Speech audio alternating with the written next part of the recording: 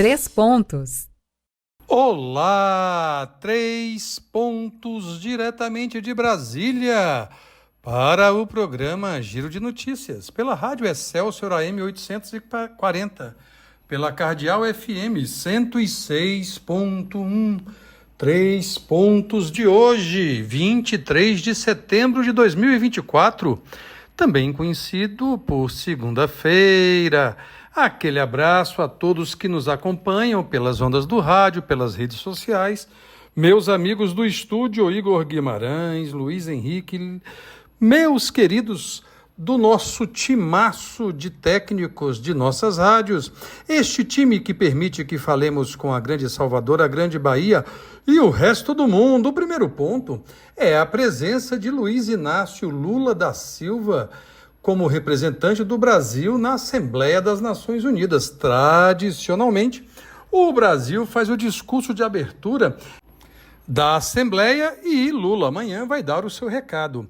Basicamente, vai defender o protagonismo do Brasil, discutir as crises das Nações Unidas, especialmente do seu Conselho de Segurança, pedir a paz mundial e também dizer que o Brasil terá protagonismo na questão climática e que todo mundo precisa ajudar. Ele chegou no final de semana, fez um discurso ali na Cúpula para o Futuro, reconheceu o fracasso coletivo da Agenda 2030, que é uma ideia de ter grandes eixos contra a fome, contra a pobreza, contra a desigualdade dos países, mas efetivamente está aproveitando para dar uma circulada, levou o Fernando Haddad para a questão da economia e Marina Silva para a questão do meio ambiente. Vai tentar aí também fazer uma série de reuniões com chefes de Estado e de governo. Ontem conversou rapidamente com os representantes que estavam na Cúpula do Futuro e hoje teve uma conversa com o primeiro-ministro alemão Olaf Scholz sobre também as questões das relações bilaterais.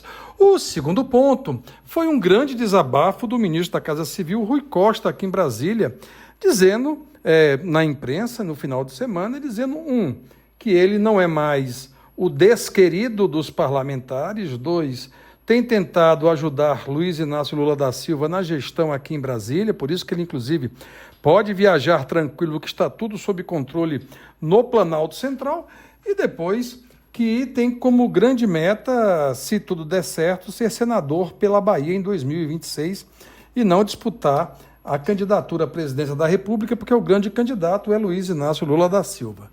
Dito isso, Rui Costa tem tentado coordenar os diversos temas e também a relação com o parlamento que acabou ficando com ele. Esse é o nosso terceiro ponto, porque já se apresenta a agenda pós-eleição.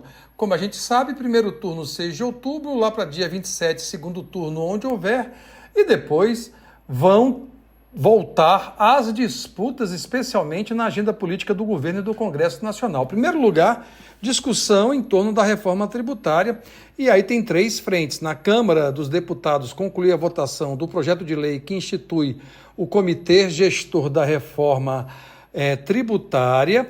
Depois isso vai para o Senado. A segunda frente refere-se ao projeto de lei que institui o imposto sobre bens e serviços e a contribuição social sobre bens e serviços e o imposto seletivo, que é, na verdade, a reformulação e a regulamentação da reforma tributária, e, por fim, a reforma do imposto de renda, que ainda está em análise no Executivo e precisa ser enviada ao Congresso. Segundo plano, há discussão em torno das emendas parlamentares depois do acocho que Flávio Dino, do Supremo Tribunal Federal, fez ao suspender o pagamento das emendas impositivas até que o governo e o Congresso criem novas regras mais transparentes. Depois, o debate fiscal intenso, inclusive com a votação do orçamento da União e do projeto de lei das diretrizes orçamentárias, este sob o manto de Ângelo Coronel. Por fim, há disputa, como sabemos, para o comando das casas, tanto da Câmara e do Senado. No Senado, o quadro ainda é um pouco mais preciso e Davi Alcolumbre, do União Brasil, é o favorito. Na Câmara, a entrada de Hugo Mota, do Republicanos, causou uma reviravolta e fragilizou o nome de Elmar Nascimento e de Antônio Brito, ambos da Bahia.